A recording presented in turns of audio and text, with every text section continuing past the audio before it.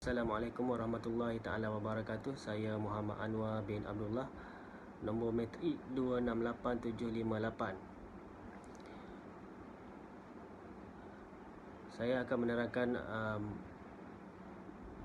apa itu pengurusan. Mary Parker Follett mendefinisikan pengurusan sebagai seni yang dapat melakukan kerja melalui orang lain.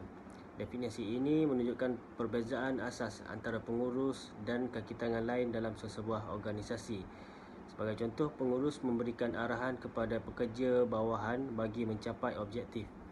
Pekerja bawahan melaksanakan tugas yang diberikan. Terdapat dua kritikan bagi kelemahan definisi Mary Parker Follett. Yang pertama, perkataan seni dalam definisi pengurusan. Seni hanya terlibat dalam proses pengetahuan, tetapi pengurusan melibatkan pengetahuan, pencarian dan pengumpulan ilmu dengan menjadikannya sebagai rujukan sains. Tidak membincangkan fungsi atau peranan yang dimainkan oleh seorang pengurus dalam sesebuah organisasi. Definisi yang lebih luas adalah daripada George R. Terry. Pengurusan adalah satu proses sistematik yang merangkumi perancangan, pengorganisasian, pendorongan dan kawalan. Daripada segi perancangan, pengurus merancang dahulu sebelum bertindak. Pengorganisasian, pengurus mengkoordinasi sumber-sumber manusia dan juga bahan organisasi.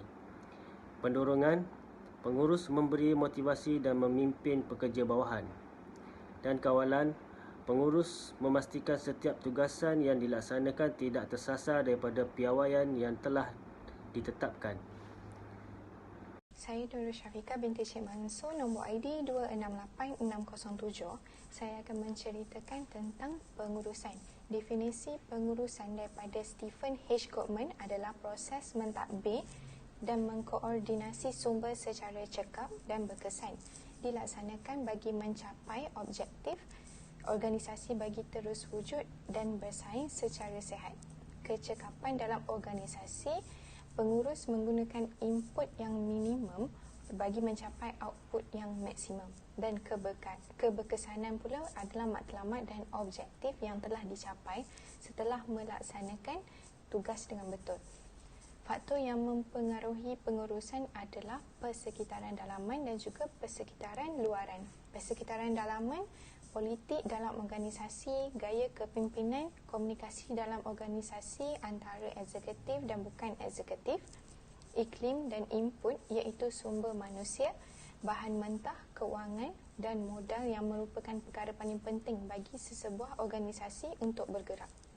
Persekitaran luaran pula adalah pembangunan teknologi yang baru, keadaan ekonomi negara, politik dan undang-undang, sosial dan budaya.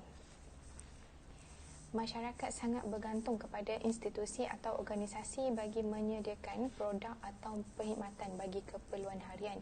Organisasi bergerak melalui arahan daripada individu yang dipanggil pengurus. Setiap pengurus organisasi mempunyai kuasa dan tanggungjawab untuk menyediakan perkhidmatan kepada masyarakat dan negara. Aktiviti pengurusan melibatkan masa, tenaga serta kemahiran dalam pengurusan. Mereka telah dilantik untuk memberi hala tuju kepada setiap organisasi yang mereka ceburi, sama ada pelajaran, perniagaan, keagamaan, sektor perkhidmatan dan juga kerajaan. Assalamualaikum warahmatullahi wabarakatuh. Saya Muhammad Firdaus bin Siddiq, nombor matrik 268447. Di sini saya akan menerangkan apakah organisasi. Amartya Outazaini menyatakan bahawa organisasi adalah suatu kumpulan manusia atau unit manusia yang distrukturkan bagi tujuan mencapai matlamat yang spesifik yang telah ditetapkan. Setiap organisasi merupakan himpunan individu-individu yang berinteraksi dan menjalankan tugas sendiri dalam lingkungan sistem yang sama. Manusia yang berkongsi minat dan nilai yang sama boleh bekerja ke arah mencapai sesuatu matlamat yang telah ditetapkan. Sumber bagi setiap individu digabungkan akan memberi kesan panduan tenaga berkumpulan yang lebih baik. Organisasi mempunyai sasaran yang dikenal pasti untuk dicapai melalui rancangan dan tindakan.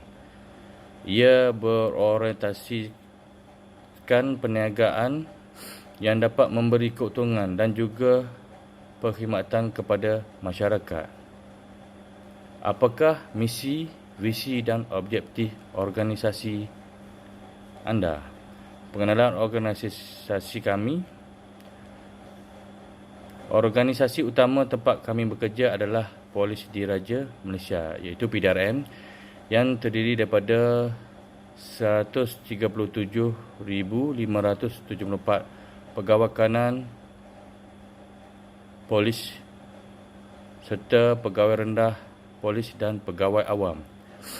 PDRM terbagi kepada 10 jabatan, iaitu Jabatan Pengurusan, Cawangan Khas, Jabatan Siasatan Jenayah, Jabatan Keselamatan Dalam Negeri dan Ketenteraman Awam, Jabatan Siasatan Jenayah Komersial, Jabatan Siasatan Jenayah Narkotik, Jabatan Logistik dan Teknologi, Jabatan Integriti dan Pemantauan Standard. Kami berada di bawah Jabatan Keselamatan Dalam Negeri dan Ketenteraman Awam yang diketuai oleh seorang pengarah berpangkat Komisioner Polis dan dibantu oleh 4 timbalan pengarah di bawahnya.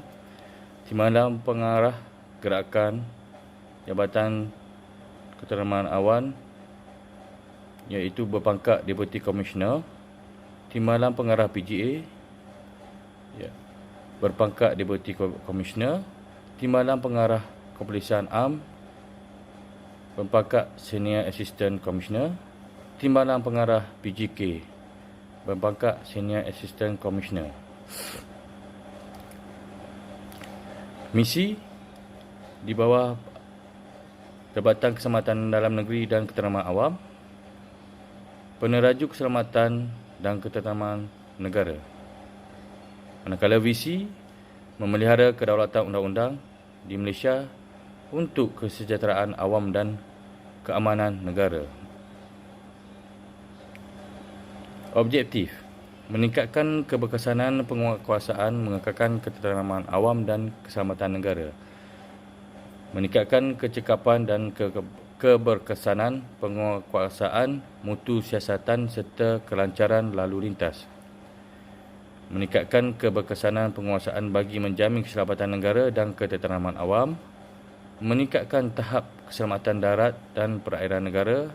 Meningkatkan keberkesanan tindakan menumpas keganasan dan meningkatkan pengurusan keselamatan dan ketenteraman awam.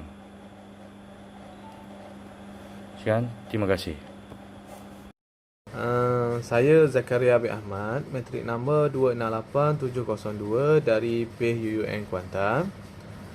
Saya ingin meneruskan penerangan mengenai pengurusan fungsi pengurusan atau POLC dan kaitan dengan organisasi yang kami pilih, iaitu organisasi PDRM.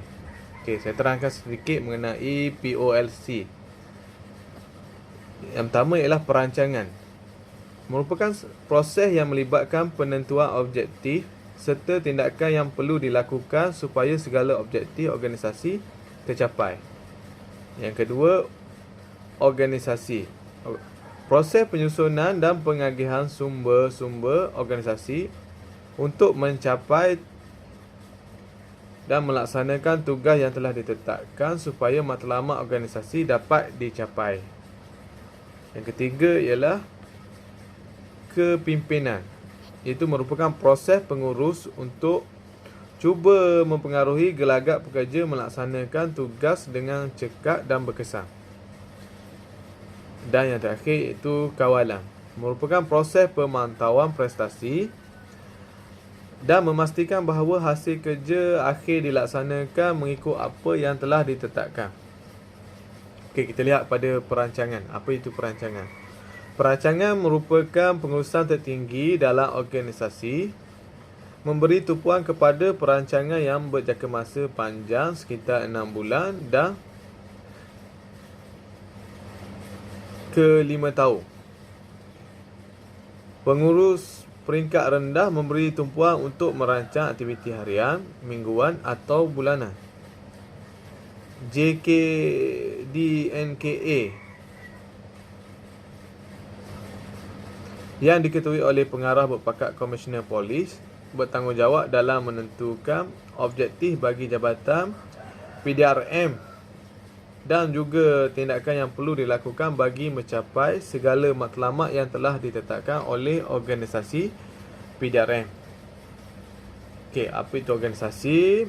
Organisasi merupakan penyusunan struktur organisasi sangat penting kerana ia menjelaskan pembahagian aktiviti, sumber dan lain-lain yang terdapat dalam sebuah organisasi. Penyusunan struktur organisasi adalah berbeza bagi setiap syarikat atau jabatan. Terdapat 5 struktur organisasi iaitu organisasi lini, organisasi staf dan lini, organisasi fusian tulen, organisasi lini dan fusian staf, organisasi jawatan kuasa. Okey, penerangan mengenai organisasi lini. Organisasi ini terdiri daripada pengurus teratas kepada para pengurus lini dan kepada para pekerja. Manakala organisasi staf dan lini wujud apabila organisasi berkembang maju dan jabatan-jabatan yang mempunyai staf tersendiri dibentuk bagi melaksanakan tugas. Organisasi fusian tulen pula memberi pakar-pakar kuasa dan tanggungjawab untuk membuat keputusan di dalam lingkungan kepakaran mereka. Seterusnya, organisasi lini dan fusian staf menggabungkan kelebihan organisasi staf dan lini dengan organisasi fusian staf. Bagi PDRM pula, JKDNKA telah menubuhkan 5 cawangan khas di bawah jabatan ini bagi melaksanakan tugas yang diberikan untuk mencapai matlamat yang telah ditetapkan. JKDNKA merupakan perorganisasian lini dan fusian staf di mana setiap cawangan yang ditubuhkan mempunyai fusian staf yang diberi kuasa untuk menjalankan aktiviti-aktiviti khas. Kita lihat pula kepada kepimpinan.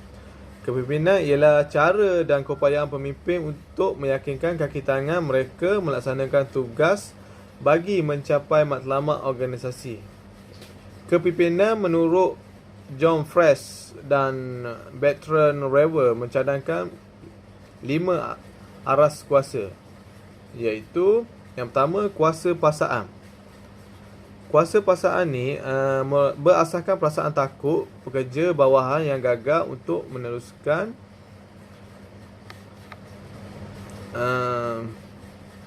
mematuhi kehendak orang atas akan dihukum. Yang kedua ialah kuasa ganjaran. Kuasa ganjaran ni, pekerja bawahan yang mematuhi kehendak pihak atasan akan menerima ganjaran. Kuasa saf, jawatan pihak atasan dalam hierarki organisasi. Kuasa kepakaran, individu yang mempunyai kepakaran, kemahiran atau pengetahuan. Dan seterusnya adalah kuasa rujukan. Kuasa rujukan berasaskan pengenalan diri pengikut dengan pemimpinnya. Bagi PDRM pula, bagi pemimpin di peringkat jabatan JKDNKA, pemimpin yang membuat pekerja bawahan mengikut segala tugasan yang diberikan adalah kerana kuasa saf, kuasa rujukan, kuasa kepakaran dan juga kuasa paksaan. Pekerja bawahan beriman adalah bukan hanya kerana kepimpinan semata-mata tetapi bagi memperolehi kesejahteraan untuk masyarakat dan negara. Kita lihat pula kepada kawalan. Tujuan kawalan. Okey. Yang pertama, mengenal pasti perbezaan antara piawai yang telah ditetapkan dengan prestasi. Yang kedua, mengambil langkah yang perlu untuk mencegah kejadian jurang perbezaan pada masa hadapan.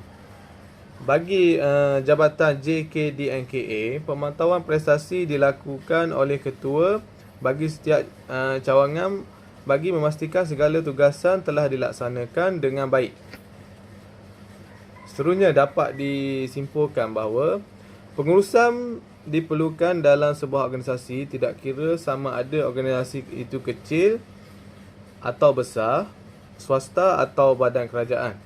Fungsi pengurusan bukan hanya merupakan tanggungjawab kepada seorang pengurus besar atau pengarah, tetapi juga tanggungjawab penyelia atau ketua bahagian yang berada di dalam sebuah organisasi.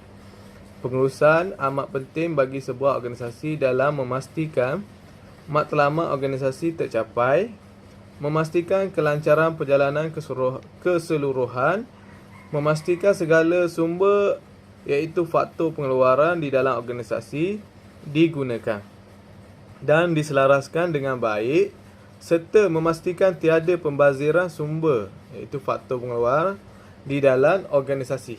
Sekian, terima kasih.